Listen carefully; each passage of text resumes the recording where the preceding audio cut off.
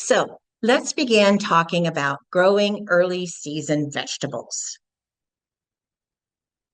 So these are my objectives for today. I'm hoping that you will learn which vegetables are considered early season. You'll find out why we grow early season vegetables. I want you to know when to plant these vegetables. And I also am going to tell you about how to decide between putting seeds or transplants into the ground. Also, how to deal with some pest problems. I'll talk a little bit about season extenders, and then I do have a few tips for dealing with climate change. Now, what do we mean by early season planting? Well, we're talking about vegetables that are planted in early to mid-spring. And the times, of course, they are going to vary depending on the weather each year and your location. Cool season crops are those that grow best and produce the best quality when the average temperatures are 55 to 75 degrees. And they are usually they're tolerant of some slight frost or some light frost. Also, they are also the ones that don't do well during warm weather. Now, there's a large variety of these vegetables to choose from, and you'll see the vegetables listed as either cool season or warm season. So obviously, our early season vegetables will be listed as cool season. Now, there are several reasons why planting early season vegetables is a good idea. One reason, like I mentioned, cool season crops grow best in cool weather. That's kind of obvious, isn't it? Also, there's less chance of bolting, which means going to seed. As the weather gets warmer, these early season vegetables, if they're in too hot of weather, they are going to what we call bolt. In other words, they're going to go to seed. And when that happens, they're just not going to be as tasty. Also, because a lot of the insects have not come out yet because the weather is cool, you should have fewer pest problems. Also, a lot of the time in early spring, we have our spring rains, hopefully, and that will mean that you'll have less watering needs. Also, planting early season vegetables will help you increase the production in your garden, and you'll have a lot more variety of vegetables to choose from. Now, before I get into what vegetables to grow, you should first be sure that your soil be ready for planting. It's a good idea to have your soil tested, and I'll talk about that in the next slide. You want to assess your soil tilth. Now, soil tilth refers to the physical condition of the soil. Soil with good tilth is crumbly, well aggregated, and holds a balance of moisture and air that's necessary for optimal root growth and for overall plant health. You're going to be adding organic matter if needed, but I do want to tell you that in a vegetable garden, there should be no more than about 8% organic matter. And you're also going to add lime if needed. Lime is what is used to raise the pH. Now, most vegetables grow best in a pH of 6 to 7.5. In my area, our native soil are usually a little bit lower than that, so I need to add lime every few years. So it is best to have your soil tested. Now, having your soil tested every 2 or 3 years, that's sufficient. You'll have to send it into a soil lab to do the testing, and they will charge you a fee. Now, this is a list of some of the things that they will test for. They will test for the essential nutrients like nitrogen, phosphorus, and potassium, plus some of the micronutrients. They will test for your pH and also the percentage of organic matter, which, by the way, do you remember what I said? No more than, yeah, that's right, 8%. And other important items such as the cation exchange capacity, which is the soil's ability to hold the positively charged nutrients. Also, they will check the electrical conductivity, excuse me, and that measures the total dissolved salts and nutrients that are into the soil, and that indicates whether it's good fertility and salinity. Also, they're going to tell you what form of nitrogen you have in the soil, whether you have ammonium or nitrate form of nitrogen. Now, I do want to let you know that if you are interested in only having your pH tested, Clackamas County Master Gardeners offer free soil pH testing 3 times a year in March, in May, and in October. And you will find all those dates on our web page. Now, you're probably wondering what type of vegetables are good for early planting. And the next few slides will list many of the early season or cool season vegetables that we can grow. Now, here is a list of plants in the brassica, or what a lot of people refer to it as the broccoli family. And as you can see, there's a lot of different vegetables to choose from. And this is just in one family. And you not only have different vegetables to choose from, but you also have different varieties of those vegetables. How about growing rockaflower? Have any of you grown rockaflower? It's a cross between a broccoli and a cauliflower and has this beautiful green color to it. And think of all the different colors of kale. Now, I grew kale one year, but my family rejected it. So now I have more room in my garden because they said, no, don't grow kale anymore. Now, here are a few tips about growing plants in the brassica family. The soil temperature that's best for germination and for root growth is between 55 and 75 degrees. Now, if it's lower than that, like 45 degrees, they will germinate, but you'll have a very slow germination process. You will find that some of the vegetables in the brassica family need to be put into the ground as plants. Those are the ones we call transplants and not direct seeded. That means you are either going to purchase the plants or you're going to start them yourself. And if you start the plants, you're going to need to look through the publications that I mentioned, or on a seed packet, or in a seed catalog, and they will tell you when you need to start the seeds so that they are correct size when it's time to put them into the garden. And I'll talk more about that a little bit later. And brassicas are cold hardy at maturity.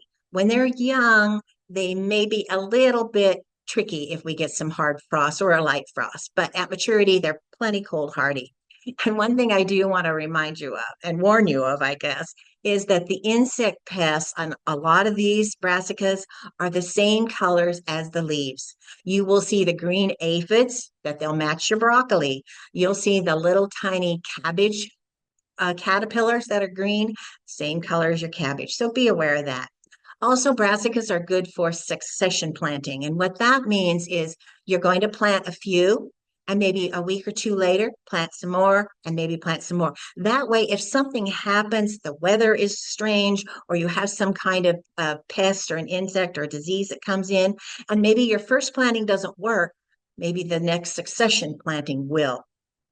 Also, there are season-specific cultivars that we will talk about. Now, with the brassicas, you want to focus on fast maturing hybrids. For broccoli, some of them would be Blue Wind, Deciso, or Green Comet. Now, the names listed here for the cabbage are very popular varieties in our region. Golden Acre, Early Jersey Wakefield, Market Price. And the cauliflowers are Snow Crown, Igloo, or Early Dawn. And with the kale, you should focus on fast maturing, cold hardy types like red or white Russian or red boar. Now, here's a tip for you.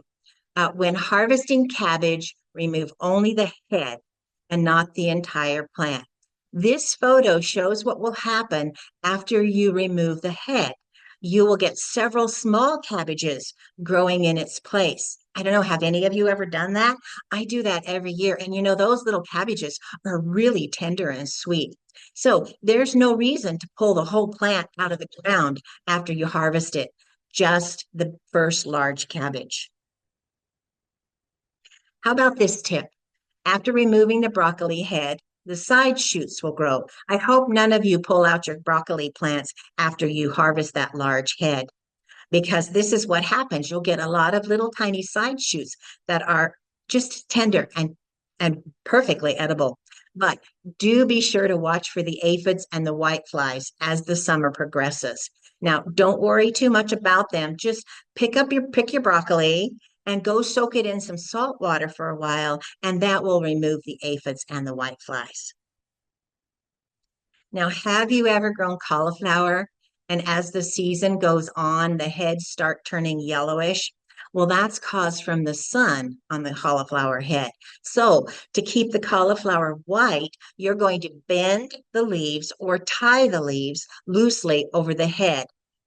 Right when you start the little head starting to show up in the plant, that's when you want to bring the leaves up. You can see this, the, the wire or whatever's wrapped around that little cauliflower head. Now, I do want to tell you every once in a while, do remove that and take a look at your cauliflowers. You want to make sure they're still growing fine, that you don't have it too tight, and you want to check for pests and other and insects. Now, root vegetables are a great cool crop to grow, and some of them are amongst the easiest to grow. If you have little kids in the family, I would definitely recommend growing radishes because they germinate really fast and they grow real quickly. Or you could do what my friend did when her boys were young. Her boys planted some carrot seeds out, and 3 days later, she went to the store and bought some carrots and put them in the ground. And her boys were thrilled that they actually grew carrots and so quickly, too. Now, here are some tips for growing root vegetables. The best temperature for germination is between 35 and 40 degrees Fahrenheit. Do you notice that that's quite a bit cooler than the brassicas were? Now, the germination rates will vary. For example, radishes, like I mentioned, germinate quickly, sometimes in just a few days, but carrots take much, much longer, sometimes as long as 21 days to germinate. And so if you do plant carrots in the garden with seeds and you're thinking they didn't grow, remember, it takes them a long time to germinate. You're going to want to make sure that the soil is light and fluffy and workable because you want the roots to be able to penetrate all those soil level excuse me. Now, most of the root vegetables will be planted in the garden as seeds because the root is what you'll be eating. So you don't want to disturb it after it begins to grow. Now, the exception is onions, of course, which can be started as seeds in your house or in a greenhouse and then transplanted into the garden. Or you could plant bulbs, the little bulbs, the little onion bulbs. Sometimes you'll read that they call them onion sets. Sometimes you'll hear them referred to as onion starts. Also, remember when you do plant the little seeds in the ground, sometimes they might get a little bit too thick. So you're going to have to remember to thin them out so that they'll grow properly. And really be careful of the competition from weeds because remember that we want the root of this vegetable to have as much room to grow as it can. We don't want it to compete with the weeds. And I am going to talk about this a little bit later, but you can leave the mature roots in the ground into the fall and winter. Now, remember when I said they need to be planted in as seeds? Well, I can tell you, I do know of a couple ladies who actually plant their beets and their carrots in their greenhouse and then transplant them out into the garden. It's not easy, they don't all take, but it's something you might want to try. Now, for early season carrots, the Nante types work the best. Nelson or half longs, or baby varieties like Adelaide, or if you prefer those little tiny round ones, Paris Market is a good variety. The beets listed here are quick maturing and cool season. So we have Early Wonder, Tall Top, Chicago, Touchstone Gold, and French Breakfast and Cherry Belle are good varieties for radishes. And for the onions, you want to plant the long day varieties. You'll know them listed as long day and short day. And in my area, we want to plant long day varieties like Walla Walla, the yellow sweet Spanish, and red Westerfield. Now, here's another tip for you. Did you know that carrots can be left in the ground through the fall and winter? Yeah, I do this with mine every year. You might have to put some leaves or some mulch around the carrots if the temperature is going to get below freezing, because if you don't, the top of the carrot might freeze. And carrots will actually get a little bit sweeter after they've been exposed to a light frost. So you don't have to pick all those carrots. You can leave some of them in the ground, enjoy them through the winter. Now, did you know that beets and Swiss chard and spinach are all in the same family? So be sure that you avoid planting your beets where you have had Swiss chard and spinach grown recently because they are all susceptible to similar pests and similar diseases. Now, here's a good tip for you. When the tops of the onions dry out and they're falling over, you want to stop watering so the bulbs can mature. You want those onion bulbs to be mature in dry soil, not wet soil. After about half of the tops have fallen over, you want to wait about a week and then you're going to harvest the bulbs. And then you're going to cure them for some people say 7 days, but some say 14 to 20 days before you store them. Now, to cure onions, you're going to want to lay them out on some type of a table or wire rack. Some people actually lay them out into the sun in a dry area. And you want to make sure that they are completely dry before you store them. If you try to store your onions when they are wet, they're going to rot. They're not going to store for very long. So that's a really good tip to know. Leafy greens are also cool season vegetables. Now, I don't know if you remember this, but when I told you, when you saw the names of the brassicas, you noticed that arugula and mustard were on the brassica list. Well, yes, that's because they are brassicas.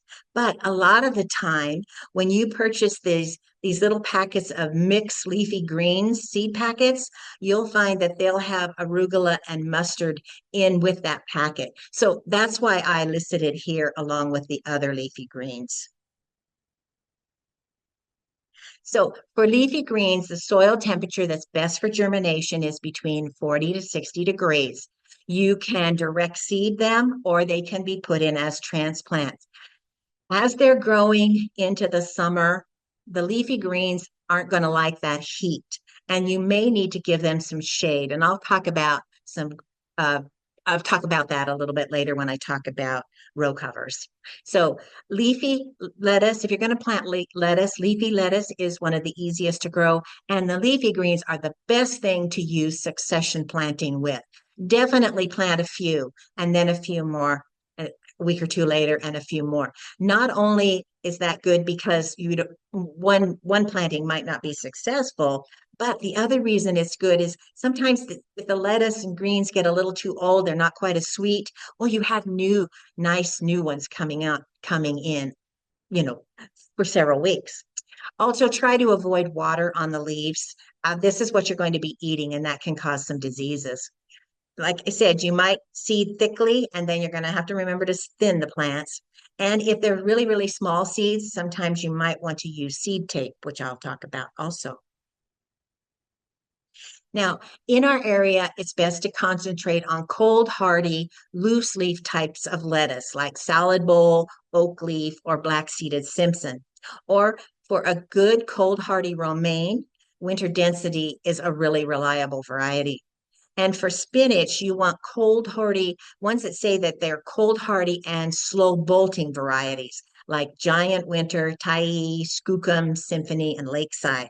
And then for Swiss chard, you want bolt resistant varieties like Bright Lights, Fort Hook Giant, or Rhubarb. Now, there are two ways to harvest lettuce. You can cut out a section of the leaf lettuce down to about 1 inch above the soil, and that little stub that will be left, that's going to regrow your lettuce leaves. Or you could just harvest all those outer leaves and leave the inner leaves, or leave some of them on the plant and just take some of them off of a plant. Now, if you have never grown bok choy, you might want to give it a try. Bok choy, sometimes you'll also hear it or see it listed as pak choy or also Chinese white cabbage. And it's a very popular vegetable with Asian cuisine. And just look at all the nutrients in bok choy. You have vitamin A, B6, C, K, also minerals like calcium, iron, and potassium. So this is a great all-around vegetable. If you've never grown it, you might want to give it a try. And if you're growing Swiss chard, why not grow rainbow chard, which is actually not one variety. It's actually a mixture of cultivars, and the stems can be different shades of red, orange, yellow, pink, and white. And just think how pretty your dinner table will look with all those colorful rainbow chard. I think they're beautiful. And peas. We can't forget peas. Peas are also a cool season crop. You can grow snap peas, which are also known, sometimes you'll see them listed as sugar snap peas, You can grow snow peas or you can grow freezer peas. Now, snap peas and snow peas, the whole pod is eaten and it has this crunchy texture and really sweet flavor. Sugar snap peas have a rounded pod and a very thick wall. And the snow peas are those flat walled, really thin walled, and those flat peas. Now, freezer peas are the ones that you're going to have to shuck and you're going to take the peas out of the pod, right? Um, do be aware that the edible pea pod varieties need to be eaten when they're young. If they sit on the vine very long, the older pods will become really tough and they won't be as sweet. So eat them when they're nice and young and flavorful. Now, the germination rate for peas is between 40 and 85 degrees. That is a long time, isn't it? And the reason it says clear up to 40, 85, a lot of people plant their peas for fall crop. So they would be planting it in the middle of summer when the germination, 85 degree, your soil is 85 degrees. So that's okay. That works really good. Also, if you are growing climbing peas, you want to make sure that you have a support for them. And they will tolerate a light frost. A lot of people are able to get their peas in really early, and then we have a light frost, but they tolerate it really well. Now, I want you to make sure that you pick them often. If you don't continue to pick your peas, the plants are going to shut down and they're going to say, oh, they want us to go to seed, and they're not going to be growing anymore. Now, another neat thing about peas are that they are nitrogen fixing. And that means that they have a symbiotic relationship with the bacteria in the soil, and they can convert the atmospheric nitrogen into a form that's usable by the plant. That means they are providing their own nitrogen needs through their root nodules. Mother Nature really worked her magic on this one, didn't she? Now, the varieties listed here are the more common varieties of peas. Sugar snap peas or snap peas is a bush variety, excuse me, sugar and snap peas. It's a bush variety and it doesn't need a trellis. And even though the name says dwarf gray sugar, those vines can get tall enough to need some type of structure or some type of trellis to hold them up. Then Oregon Giant and Sugar Pod are very good varieties for snow peas. And then we have Oregon Trail, Green Arrow, and Eclipse are very good freezer peas.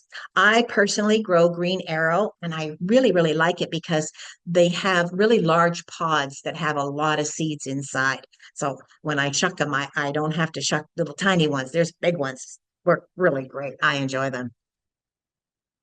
Now, I want you to be sure to continue to harvest your peas or they are going to quit producing, like I mentioned.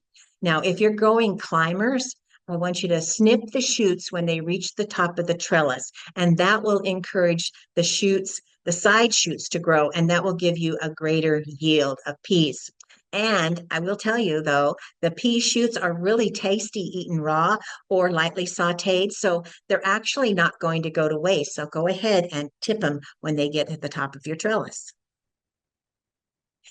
Now, before you plant, you need to be sure that the soil is dry enough. Cultivating when the soil is too wet breaks down the soil structure, and that is very, very important to know.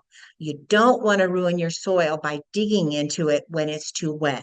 But you can determine if your soil is ready to plant by taking the squeeze test. So look at the picture on the left.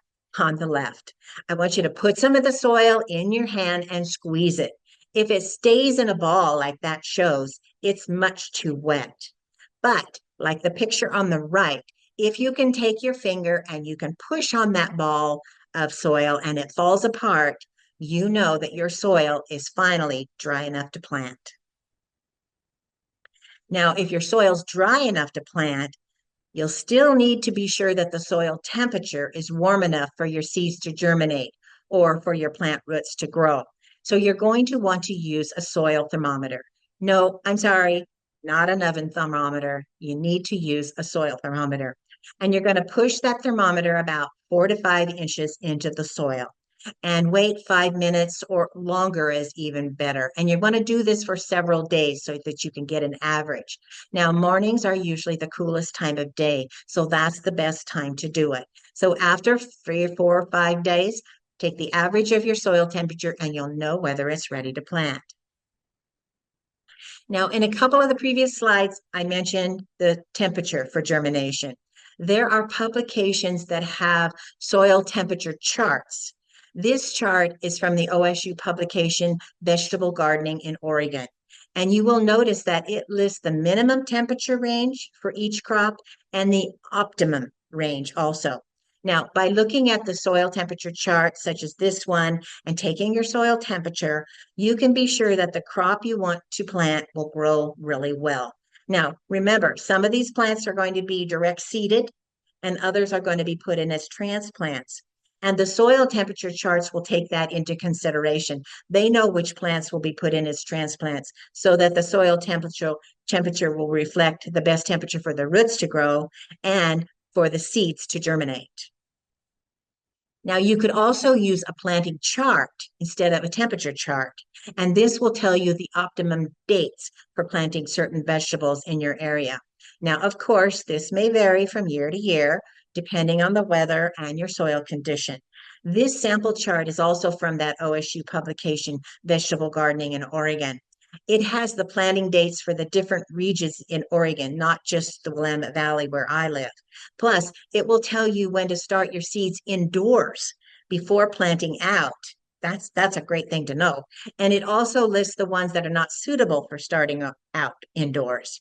Now, if you are in another region of the country, please check with your local county extension agent for planting dates in your area. And don't forget seed catalogs. Even if you are not going to order from them, they have a lot of good information about growing the different crops. Not only that, but if you look online, they even have customer reviews talking about certain crops. And especially if you're looking for the best cool season varieties, like those that I mentioned earlier, the catalogs are a great resource for that. Now, in the middle of this slide, you'll see an example of what it says in one of these seed catalogs, and it's talking all about snow crown cauliflower. And it talks about how it's mild and sweet, how it's a hybrid and it's a rapid growth. It also talks about the size and the weight. And one thing down at the bottom, it says it may manifest a delicate pink blush when maturing in hotter parts of the summer. That's something to know. But remember, you can always take those leaves, pull it over the top. I grow snow crown and I have really good success with it here in the Willamette Valley. Now, your seed packets will also give you lots of good information. This packet tells about the seed depth, the seed spacing, the soil temperature best for germination, and how many days it's going to take to germinate. It also tells how best to sow the seeds, along with fertilization tips and even some insect prevention tips. This packet talks about the carrot rust fly maggots and that they may be a problem and how to control it. It says to cover with the it says to cover the rows with a floating row cover at the time of planting to help control the fly. And I'll talk about floating row covers a few more slides. There is so much information that you can get from these.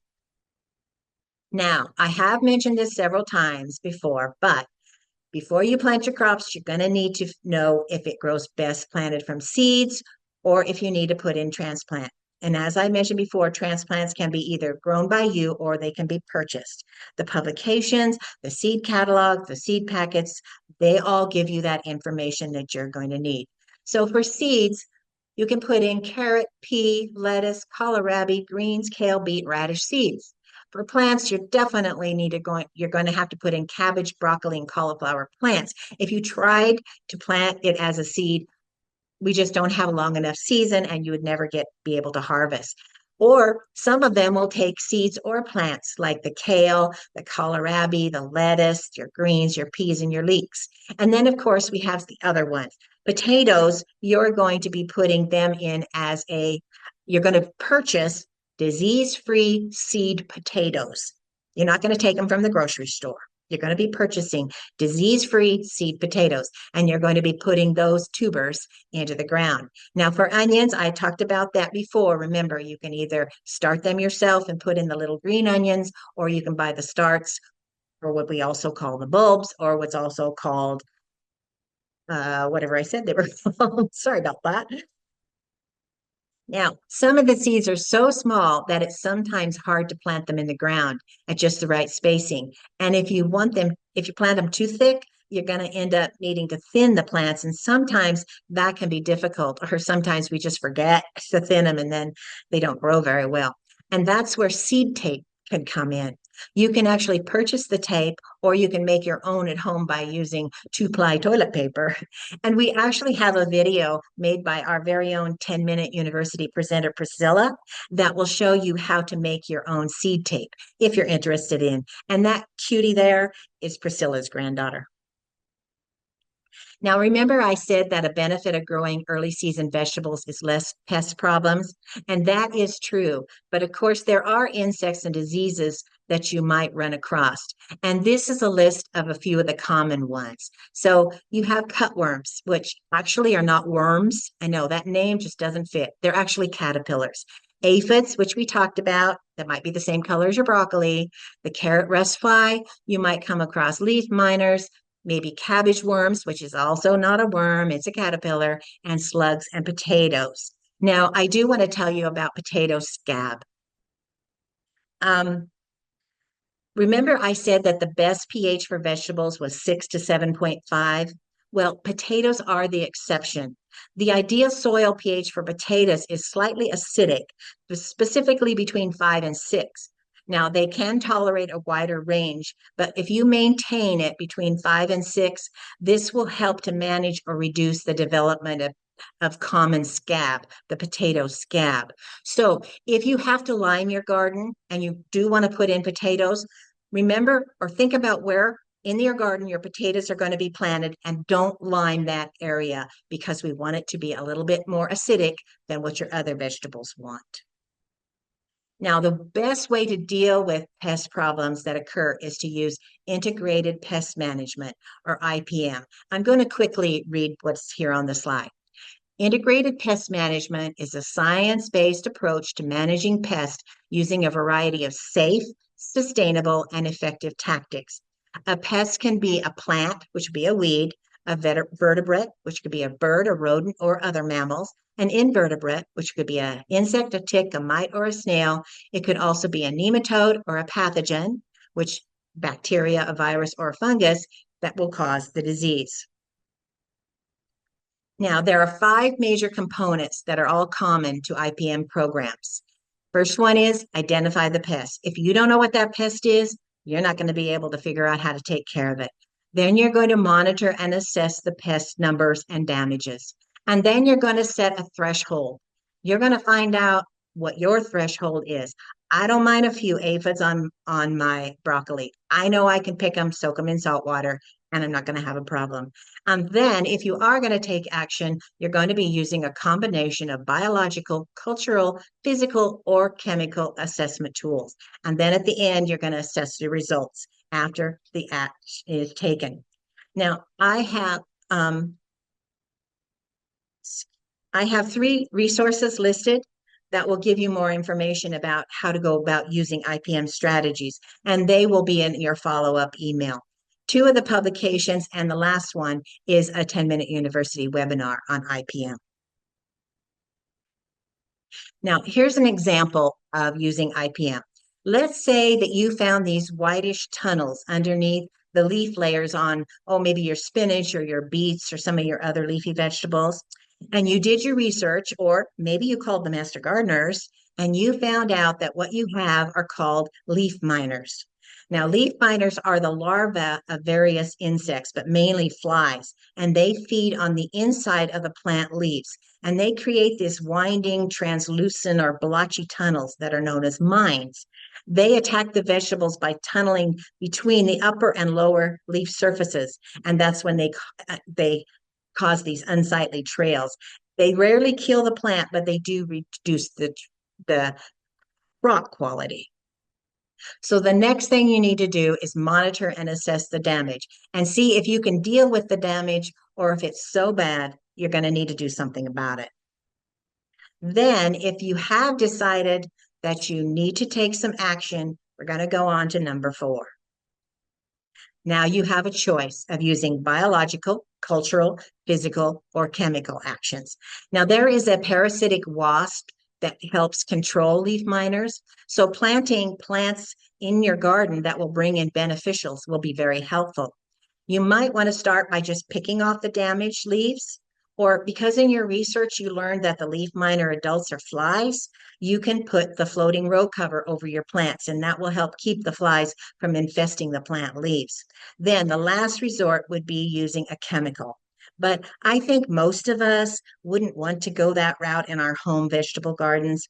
And also, in your research, you also learned that the adults lay eggs in the soil. So the next year, you make sure that you're going to rotate that crop to another area of the garden, and that will help control the leaf miners.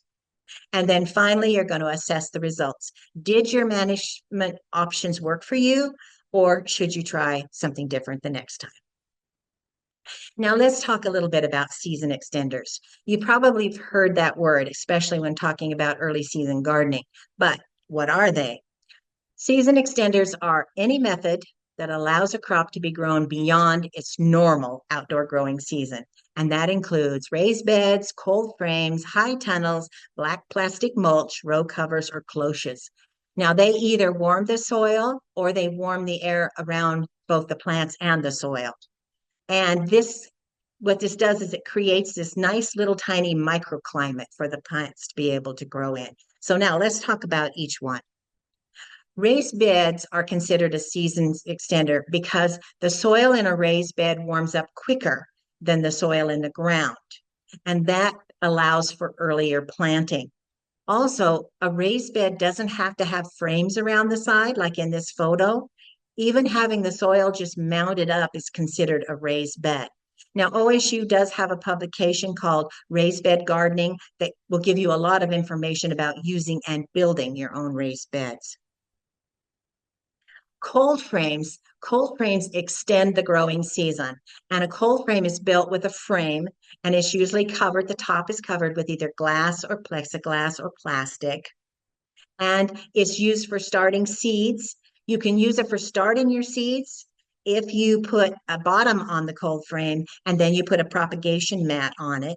Or you can use it like these photos show when they've just set the cold frame. It doesn't have a bottom on it. They set it over top of their plants, and that will keep the plants in a nice warm condition and with the lids lift up in case it gets too hot. So with or without, cold frames work really well. Now, floating row cover is also known as garden fabric. It's this white, thin, light piece of material. It's typically made from polypropylene or polyester, and it doesn't absorb moisture, but it does allow rainfall and some sunlight to pass through it.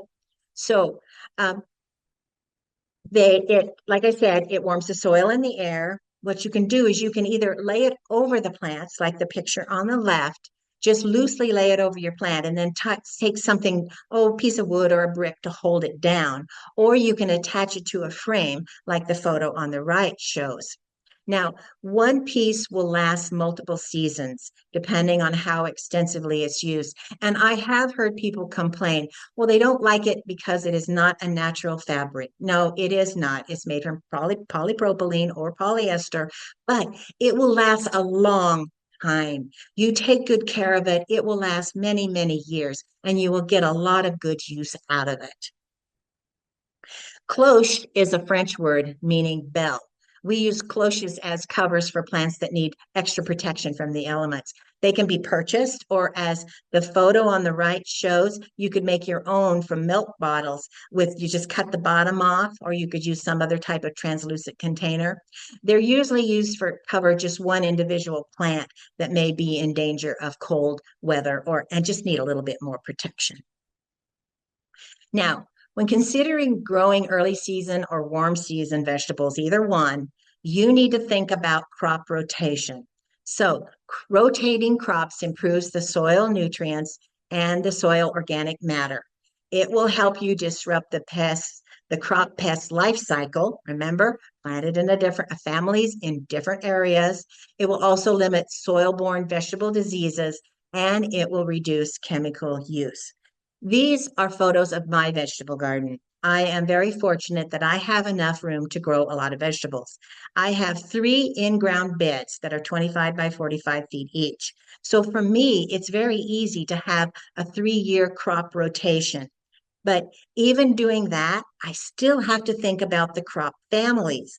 I don't want to put my tomatoes in the same spot that I had my potatoes in the year before because they are in the same family and they can have the same insect and disease issue.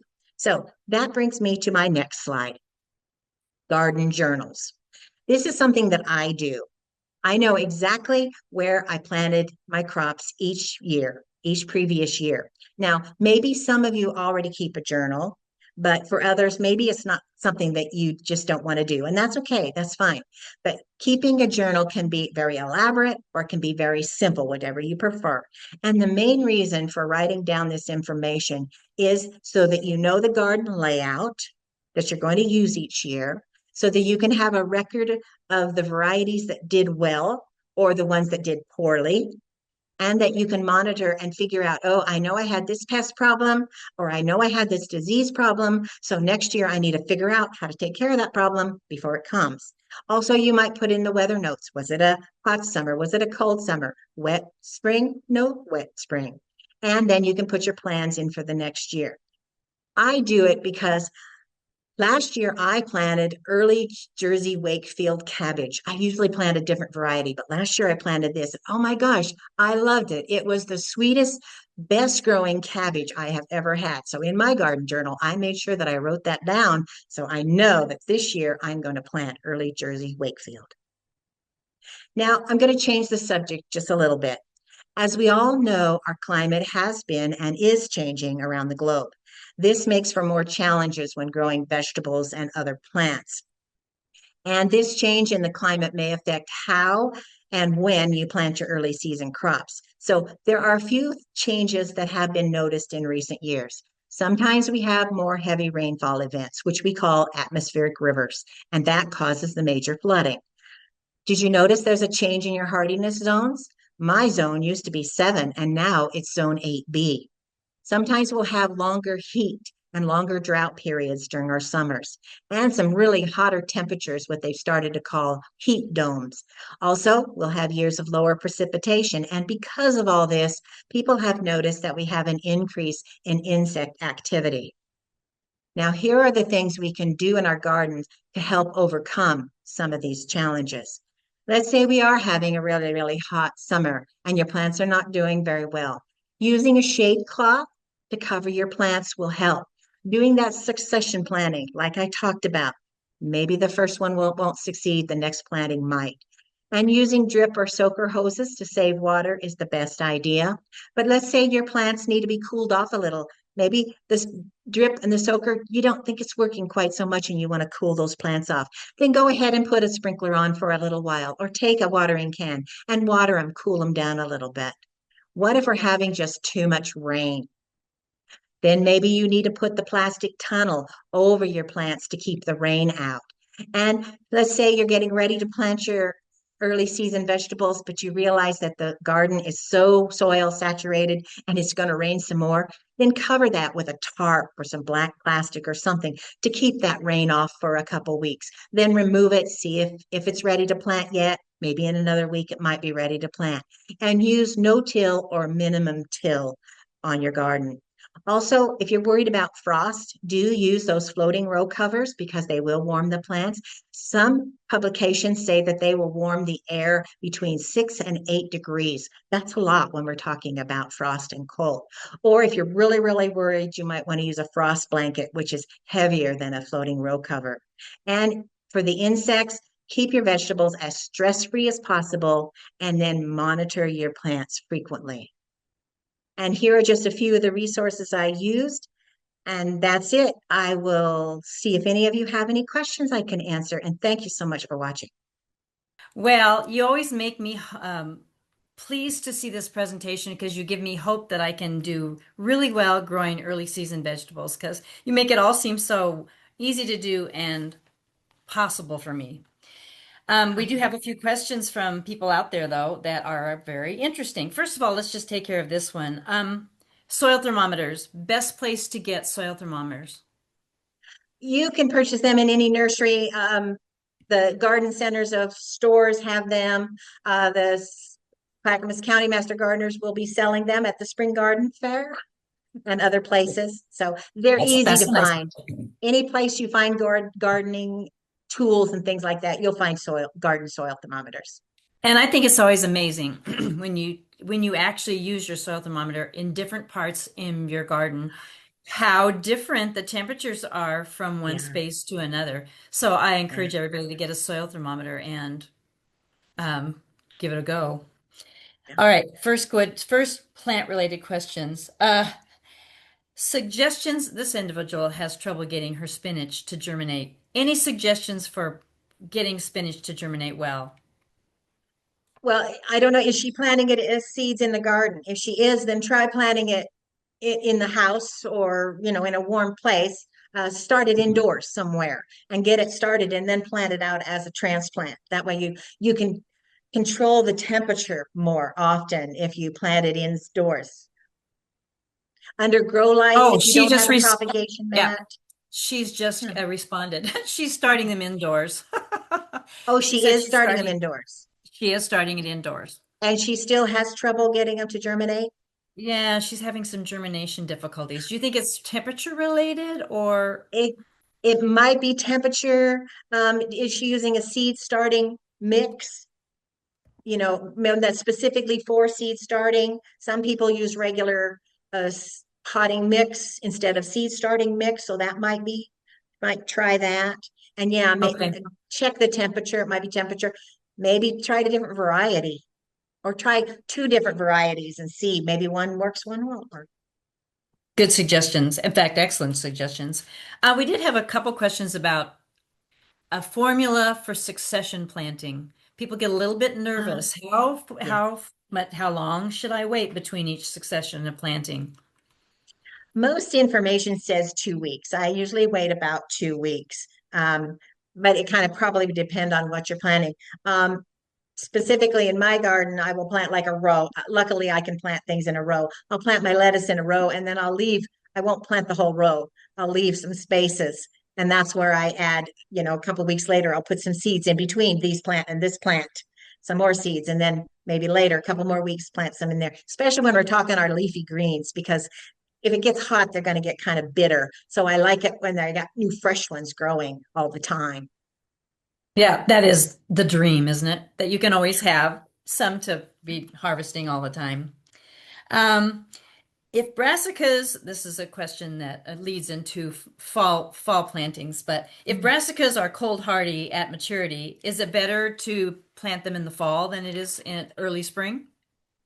The one good thing about fall planting is you're going to have less insect problems with your fall planting broccoli than you will with your early spring planting broccoli. Just because there seems like as the weather cools down, the aphids kind of go away. Either way, but some people say they have more success. The people that say they don't have spring success say they do have fall success with their broccoli. That is good information to that person because they did wonder if that was one is maybe preferred over the other. Yeah. Um, okay, so the next question is this person is confused by onion sets. So Oh, she gets yeah. these what look like really dehydrated bulbs and she puts them in the ground and she thinks, are they going to make multiple sets? Are they only going to do one set? Okay. Yeah. One little bulb on an onion will make one onion. It's different with garlic. One bulb of garlic will make a whole bunch of garlic bulbs, but onions don't. One. Okay, good. That's a good answer for her. That has always been kind. I love growing onions, but it is they do look kind of sad when you start, right? Yeah, they do. This question is, my cauliflower grew very, very tall, but no cauliflower. Any suggestions what they did wrong? What happened there? Wow. No. Yeah, it got really tall. I wonder if there was not enough sun or I don't know. If they bought it as well, obviously they put it in as a plant. You wonder whether just for some reason those plants that were bought that year or grew that year from whatever company she got them from, just something was wrong with it. I wouldn't give up. I would try it again. Is it ever possible? Snow crown is a great variety to try. I've never had bad luck with snow crown. So if she wants to give it that one a try, maybe. Good idea. Sometimes it's a seed problem, not a Yes. not anything you're doing environmentally or sun or whatever. It's just a seed problem, and you just Right. have to shake it off and try again next year. Jane, do you recommend using seeds from previous years, or do you recommend buying new seeds every year? No, I don't buy seeds every year. Seeds will last a long time if they are taken care of. 2 or 3 years, no problem. If you have some old seeds and you're really worried about them, then do a germination test. Take maybe 5 or 10 of those seeds, put it between wet paper towels, keep it moist, keep it warm, and see how many of them put out a little tiny root, how many of them sprout. If you put 10 seeds and only two of them sprout, it's the germination rate's going to be very poor. So yeah, as long as they are kept in a good condition for years, yeah, they should still be very, very good. Okay, this is about soil. Is soil fluffiness required for all root vegetables? Should the soil be pretty fluffy and so the root vegetables have a good chance of developing? Well, think about the ones that are going to grow. Carrots definitely need it very because they're going to be long unless you're growing a little short carrot.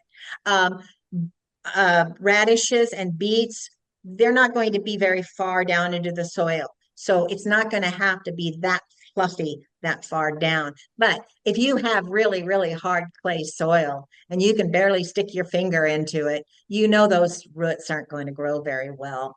So as fluffy as you can possibly get it would be better. I agree.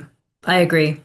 Even for radishes in there, even though they're short, I mean, it's nice if the soil is fluffy. They just develop better. They look better.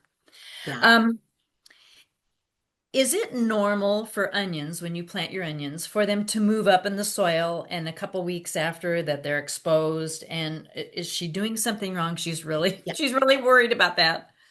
No, she's not doing anything wrong. That is how onions grow. Yeah. And you don't want to cover them up when they start doing that. You don't want to cover them back up with soil. Just let them Just do leave their them. thing. Yeah, just leave them and let them do their thing. As long as you've planted them, they'll tell you how far down into the ground to plant them. And if you are using one that's already sprouted, like Walla Wallas, you plant them in the ground already with the little green on them. As long as you Right. planted them in the depth that the seeds, you're told to plant them, then just leave them there. Mhm. Great answer. You showed that wonderful picture of carrots with a little bit of snow in the ground, and this viewer is wondering what USDA zones you think you would recommend for leaving carrots in the ground. Our experience is Willamette Valley experience, and I'm thinking of very, very cold climates when that just would not be a recommended. No, no, I don't think it would be either. Yeah. Especially when our ground seldom freezes. Our soil seldom freezes. If it does, it Certainly only not this freezes winter. down a little. Right, right. Certainly this winter you could have left them out the whole time. I know it's been so weird this year. And that just makes me think that your comments about making a garden journal are just so important. You always think you're going to remember and you do Yeah, not remember. I mean, I always think I'm going to remember. It's easy peasy, no brainer. No, you don't remember exactly where things were and you don't remember what happened, and was it last year or the year before? So I think keeping a yeah. garden journal is a really excellent idea, even though it's a little bit of paperwork. This individual was just starting a raised bed gardening, and she kind of she said, "Can I just call a nursery? Can you tell me what mix I should put into my raised bed to make it perfect?" You want to talk a little bit about soils for a raised bed? They do have soils that's specifically made for raised beds. Because I don't use raised beds, I don't know what all is in that soil type. But most nurseries and other places that people do purchase their soil or their bark or whatever, they will have what they call a raised bed mix, usually, yes. And I would definitely also if you know other people that has raised beds, and if they're having a lot of success, um, definitely ask them what they use, where they get it, that type of thing. Mhm. Bok choy, better as a seed or a plant? I saw you had those cute bok choy planted in your garden. They looked just wonderful. I thought, oh, her garden is so pretty. Um, either one, actually. Whatever's the easiest way for you to do it, I would say. Um, Sometimes it might be hard to find bok choy to purchase. It's unfortunately it's not as popular a vegetable. It really should be. Uh, so hopefully, but if they want to start their own, if they buy their own seeds and start them indoors, then that would be great. This is a trick question, Jane, so I'm just going to tell you that at the outset. Someone asked about perpetual spinach. What do you think about perpetual spinach? And I thought, I don't know if that's a seed type. Have you ever heard of perpetual spinach? Well, I've heard the word perpetual having to do with vegetables, but I don't know if that's having to do with the spinach. I know that those names are always out there with different vegetables. Right, right. Uh, if she's I don't talking know about that. yeah, I don't know. I don't know I'm sorry, I don't know what she means by that. And if it is a variety, it's not one that I am familiar with. Right. And I had not heard of it either. And I thought, I wonder if Jane has heard it because I know you read through the seed catalogs probably more extensively than I do. And you're right. Seed catalogs are a wealth of information. Yeah, yeah. Um, Peas are easily started via seeds outside. Do you ever talk to people who start their peas indoors? Yes, I have done some of mine in the greenhouse because the squirrels dug up and ate all my pea seeds. So I started them and then put row cover kind of up around them to keep until they were big enough to where the rabbits and the squirrels left them alone. So Yeah. both ways work.